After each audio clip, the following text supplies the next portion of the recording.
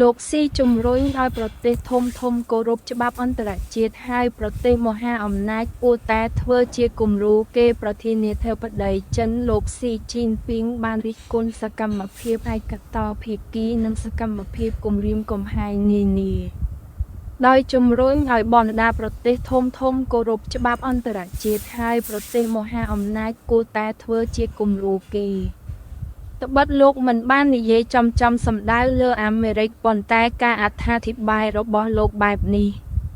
បន្ទាប់ពីរដ្ឋអាមេរិកបានវាយប្រហារនិងចាប់ខ្លួនមេដឹកនាំវេណេស៊ុយអេឡាលោកនីកូឡាស់ម៉ាឌូរ៉ូទៅកាត់ទោសនៅទីក្រុងញូវយ៉កនិងការគំរាមកំហែងដោយយោធាលើប្រទេសកូឡុំប៊ីមិកស៊ីកដាណឺម៉ាកនិងប៉ុនប៉ងក្រសាប់យកកោះហ្វ្រិនឡែនផងដែរ